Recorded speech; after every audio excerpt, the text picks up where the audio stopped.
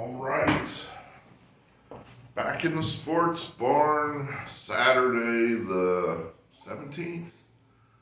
I don't know where we're at. The 16th, the 17th. It's Saturday, I know that. Yeah, you're saying, how's this guy ever going to pick winners? He doesn't even know what day it is. You're right. Another disaster last night. Minus 396. So that, I didn't even bother adding it up. Over 9 units in 2 days to the bad. As I said, I hope you're smart enough to see. I told you, I'm coming off a 3-year layoff. I haven't got my rhythm yet. You're probably smart to just fade everything I tell you. There it is. Oh, welcome back, Daryl Turner, who's still out there. This guy once called me one of the top 10 best baseball handicappers that you've never heard of, or something to that effect. Something like that. Which I thought was very nice. That was when I was winning. Probably wouldn't say that now, especially if he tailed me yesterday. But yeah, welcome back, Daryl, one of our 10 viewers. Don't worry, we picked some winners. If you build it, they will come. Oh, old business, what happened yesterday? Let's see. I think mostly just, there were some break-even games that went against us. Pittsburgh had a 3-run lead in the 9th and gave it up. Baltimore, Washington, that game could have gone either way. It went against us. The Cincinnati-Cleveland game, Cincinnati's bullpen should have lost that game. They just walked the ballpark inexplicably in the late innings, and Cleveland's so inept offensively, they just couldn't take advantage of it. So that, could have gone either way. We were, good news. We liked that Tampa game a lot. We won that. We liked the Yankee game, knowing Jason would not lose, and that Schlittler, it occurred to me I'm pronouncing this guy's name wrong, Schlittler was unhittable, and the Yankees won easily there. We liked the Cubs, they won. We liked the Cardinals. I told you the Cardinals generally beat the Royals. Something interesting happened in that game where I guess just a bunch of dudes all got together and took their shirts off and just started screaming like they were at a British soccer game, and pushed the Cardinals over the top in late innings. Thanks for that, and one of our only winners. Late night games, all disasters, just bad handicapping. One bad break we had, again, you play a pitcher where you're, sometimes you play on a pitcher, sometimes you're fading a pitcher. We were specifically fading Blake Snell last night, and I guess the Dodgers went ahead and got to him before we did and said, this guy sucks. We're taking him out of the rotation and putting him on the DL. And so no more Blake Snell, so we lost that game because he didn't pitch, and likely won't pitch for anytime soon because I guess his arm hurts. So I don't know. We'll see if we can do better here. We have to do better at some point, right? All right, Saturday. What do we do on Saturday? We play home teams. Home teams on Saturday. That's something we've always used. It's done well for us. So let's look at what we got here. You're saying this is not the order of the games? Well, yes, that's correct. This is not the order the games are in today. However, I found it's very much easier just to erase the numbers and leave the teams up. Saves me 10-15 minutes. So you're just going to have to jump around, and that's the way that's going to go. I watched this whole damn game last night at the bar, and the Pirates should have won that game. It's just, I guess their relief pitching just isn't very good. They have good starters, but relief pitching, They blew up Aaron Nola, great. Everything they needed to win the game, except a key error to begin the ninth inning, giving the Phillies an extra run, and that's all they needed to tie the game in the ninth. Kyle Schwarber right now is he's hitting a home run every game. Every game. Last night he hit 2. So, when you're guaranteed to get a run or 2 out of one guy, that's a pretty big advantage. Christopher Sanchez going for the Phillies this afternoon. He's just been, I don't know who's better than him in the National League right now. The guy's got an ERA of barely over 2. He goes 6-7 innings every time out. And I think that will be important in today's game just because both teams taxed their bullpens heavily last night. And I think whichever starter is able to give the team length is probably going to be the winner. The Pirates are pitching Bubba Chandler. He's one of these guys that has lots of ability and lots of talent and strikes guys out. But he generally takes him lots of pitches. He walks a bunch of guys. He's almost certainly going to be short. Not get past the 5th inning. That's going to leave the Phillies with some pretty clean looks at some back of the bullpen guys because most of the Pirates' front-end bullpen dudes pitched last night. So I think we're getting a bargain here. One of the best pitchers in the league. Under 180. We'll take it there at 163. See if the Phillies' momentum can keep going. I don't know why you would get off the Tigers at this point. I mean, we won with them last night. And it's a kind of thing where the game turned in the very last seconds with a stolen base. There's a guy on Toronto, you people in Canada may know his name, Jeff Hoffman. We had to endure this guy in Philadelphia. And the Phillies let him go just because it was like, all right, this is just not good enough. You're a pretty good bullpen piece, but because you're a closer, he's commanding $10-15 million a year, and he's just not good enough. He's the guy that broke all your hearts up there, Canadians. Remember him, who had 3 outs to get in the World Series, and he couldn't do it, and you lost to the Dodgers? You blew a World Series you guys should have had? That's Jeff Hoffman. As I like to call it, the Jeff Hoffman experience. That's a takeoff on the Jimi Hendrix experience. Have you ever been experienced? Oh, well, I have, because I've had to endure Jeff Hoffman. So last night you Blue Jay fans had to endure him yet again, blowing yet another game. Well, he can't hold runners. He doesn't hold runners. I don't know if he can or he won't, or he just, it's a tie game. You got a guy on first, and, well, a not very fast runner named Matt Vierling stole second, and then gets singled in to win the game. If he had held him on first base, they would have had a chance to get out of that inning because the single wouldn't have scored him. I know Bill James and Billy Beane say the stolen base is useless and statistics show blah, blah, blah. Yeah. Tell that to the Yankees. We've all seen the documentary on the 03 Red Sox coming back to beat the Yankees in 2004. Well, it all started with the stolen base. Dave Roberts' stolen base that allowed the Red Sox to tie that game and ultimately win the World Series. So the stolen base, used properly in key situations, is a valuable weapon. Anyway, we'll stick with Detroit. As we said, we're fading Toronto all year long. We just think that that's a cursed team at the moment. And let's just stay there.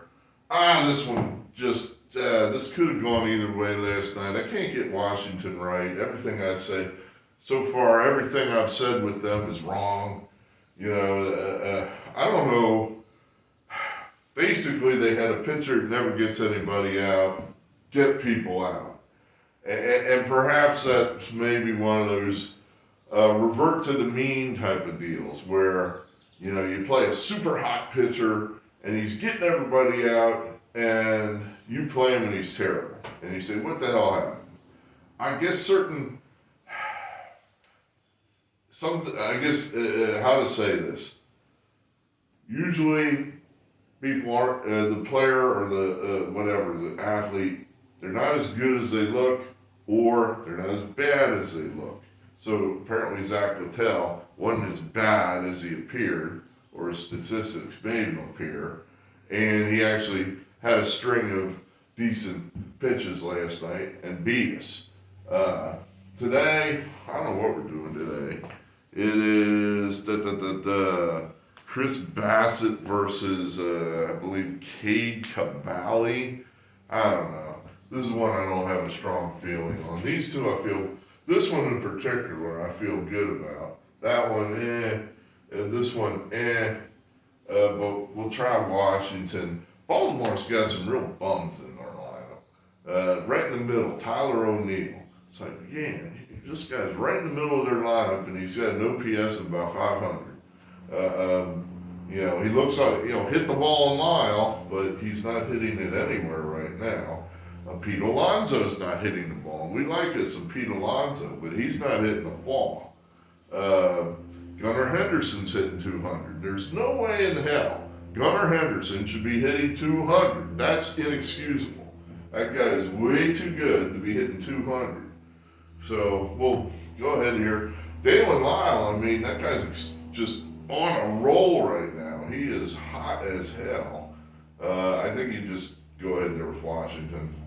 I went back and forth on this one, which means I don't have a real strong feel for it. We're going to go ahead and say this: if Minnesota was ever going to get a game in this series, this is probably the one. We think they're just better pitching wise. Milwaukee has an offensive advantage, small, but they do have one. But here we think pitching Prelip, Connor Prelip. We believe he will outduel the bullpen basic game of the Brewers, and we're getting a better price. This one, again, back and forth on this one. The pitcher for the Reds is not a good pitcher. He is somebody by the name of Chris Paddock. He was released by, I forget who, but he was so bad. The Phillies played him, and one of the Philly announcers said, "This guy's just terrible. He's bad." And so, of course, the Reds rush out to sign him. We're going to go ahead and say the Indians here.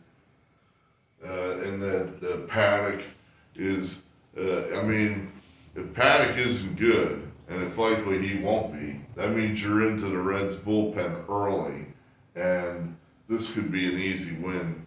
This could be one of those wins where it's just, all right, the Reds are just going to basically rest their best bullpen guys, a lot of which probably pitched last night, and be ready to come out and win the series on Sunday. But this is kind of a throwaway game probably for the Reds here. Pitching Paddock, it's pitching for the Indians. Cantillo. I admit I don't know who he is. I have to look that one up. But we're going to go ahead and say Indians there. I'm tired of these damn Rockies. And I keep saying they're not that bad. They are that bad. That team sucks. They've scored like one run in the last 18 innings. They're facing the El Presidente today. Eddie Rodriguez. You know who he is? He's the guy that won the World Baseball Classic for Venezuela. That guy has got to have some confidence now. All year I would think this guy's got to feel pretty good about himself. He's got to say, I did something that nobody from my country has ever done. I won the World Baseball Classic for my country. That's pretty cool that you can say that, especially when, you come from a country that's got about 6 people in it. So that's pretty good. And I don't know, Arizona's got some hitters. If they get any kind of outing at all from Rodriguez, they should win this game easily. Miami, Tampa. We're going to go ahead here with Miami, even though we had Tampa last night and they won pretty easily for us. We're going to say, Miami, you can't win them all, you can't lose them all. Miami's got probably their best pitcher going, Alcantara. Tampa, Nick Martinez, he's just so. We like to try to catch some of these teams that are getting away with large winning streaks or huge records, and they're saying, okay, like I said, you're not as good as you appear, you're not as bad as you appear, and we look for that. So I think Tampa's getting into that range where perhaps time to fade them once or twice just to see if they come back to the pack. Mets, we're going to go ahead there. You're going to say, why on earth are you doing that? I don't know. It's Saturday. We play home teams on Saturday. That team did have, some juice to it. They got shut down by a real good pitcher last night. Let's see if Carlos Rodon can do the same. We're betting he can't. This is a guy who hasn't pitched in, a year? This is his first time out. We think he's going to not be good. We think he's going to be short. We think that the Mets are going to have some innings where they're going to face the worst of the Yankees bullpen, and we're getting some value there at 113 as well. And the Mets are throwing a bullpen game. We love those. We always think you get value in these bullpen games because you never face the same pitcher twice. It's impossible to get a read on a pitcher because it's different every at bat. I like the bullpen games. I like them to bet on. All right, Boston, Atlanta, same deal. We think Atlanta, we almost had them last night, so we're going to come back and try again with the Red Sox. I think the Red Sox are close to breaking through, so we'll take them again. Here we're going to go with the White Sox. They are throwing a guy you've never heard of, and he's got some of the best numbers in the American League, Davis Martin. This guy's been fantastic. Every time out, he throws 6-7 innings, only gives up like 1 run. He's amazing. I don't know, he's a young, he's not an old guy. He's not like 30 years old. It's just having a run of luck. He could actually be this good. So we're going to see. We'll test it. It'll be a huge crowd there today, maybe a sellout.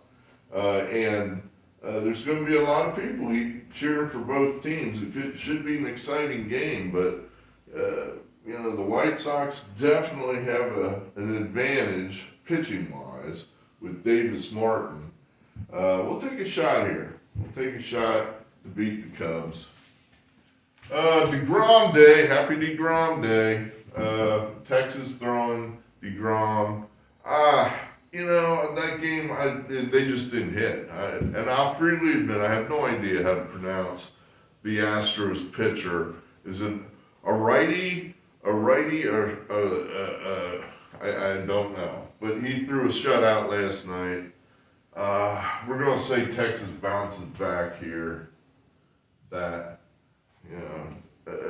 I think that there's something to that. After you get shut down by a guy, it's like, oh man, that sucked. We just, let's face somebody else, anybody else. And then all of a sudden, you find it so much easier to hit the next guy than the guy that just dominated you. It's like you just need another guy in there, and all of a sudden your bats wake up.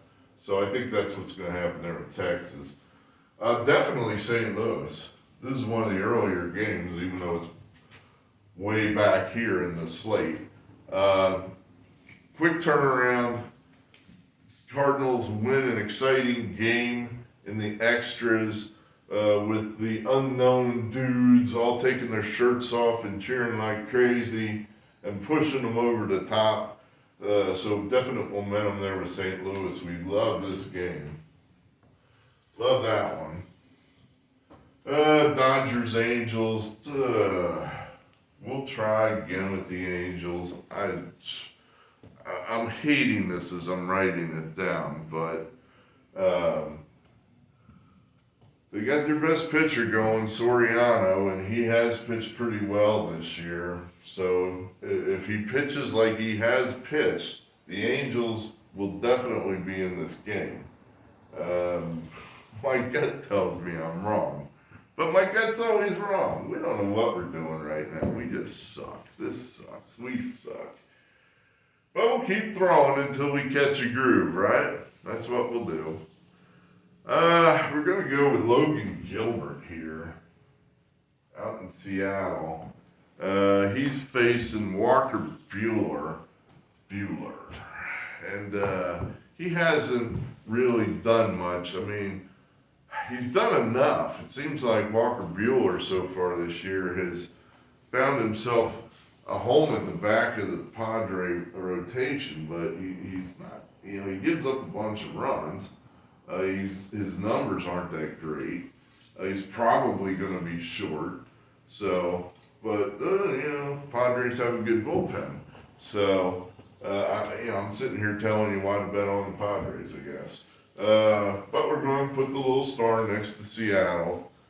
Saturday night game, you're going to have a big crowd, and you're going to hope that Logan Gilbert is able to give you 6-7 strong innings. So that's the hope there. You're laying a huge number there. God, I hate this game. I hate this game. I just hate this game. Oh, man. I'll leave it that way. I hate this game. I hate this game. I hate this game. There. Now I hate this game less. We'll go ahead with the Padres. Needless to say, this is not a game I have a strong feeling about. And lastly, hey, Oakland's on a roll. You know, that's what they won, 2-3 in a row, one in a row. They've won one in a row. They're on a roll. Why not? So, I don't really. Which games do I feel best about? Definitely Detroit. Definitely St. Louis.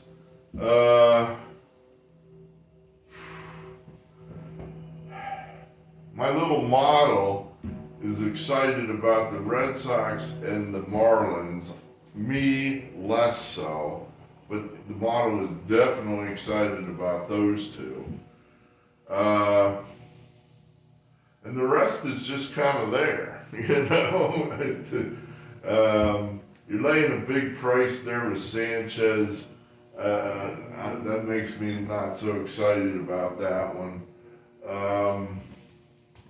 God, DeGrom, at 138, you would hope he'd be able to hold down the damn Astros, and the Rangers would break through with their bats. They, didn't have them last night.